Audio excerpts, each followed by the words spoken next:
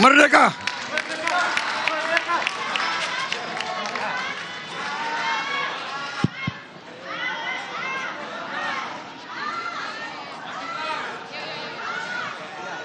Terima kasih. Assalamualaikum warahmatullahi wabarakatuh. Teman-teman media yang kami hormati, alhamdulillah pada malam hari ini kita semua sudah dengan baik, dengan khidmat, dengan serius, dengan sungguh-sungguh menyaksikan debat kedua calon wakil presiden Republik Indonesia. Kami dari paslon nomor 2, di mana calon wakil presiden kami, Mas Gibran Raka Buming Raka,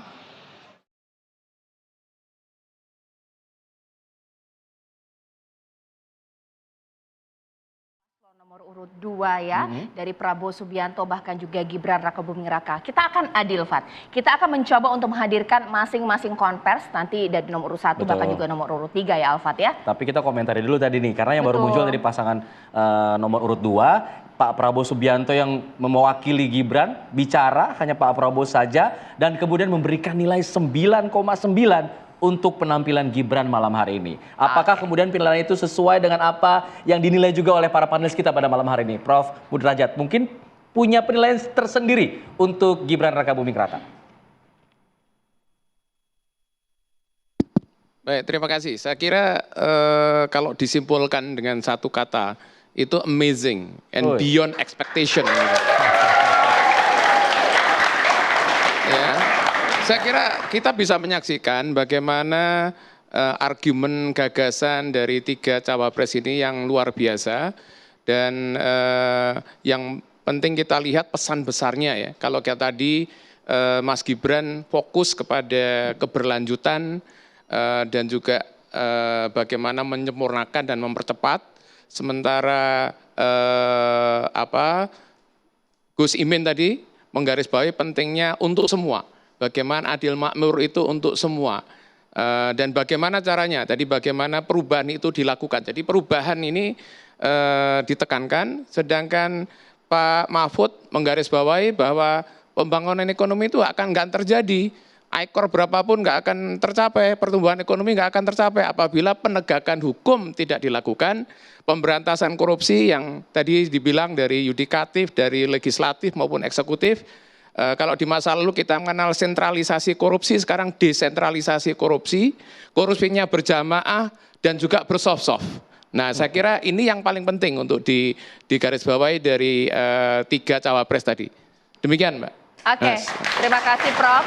Sekarang saya ingin ke Mas Khairul Umam. Kalau dari Mas Umam seperti apa? Ya, ada sesuatu yang cukup menarik dan barangkali juga cukup mengejutkan. Karena bagaimanapun juga tadi yang kita diskusikan, Gibran selama ini termasuk yang di underestimate, dia menjadi bagian dari underdog.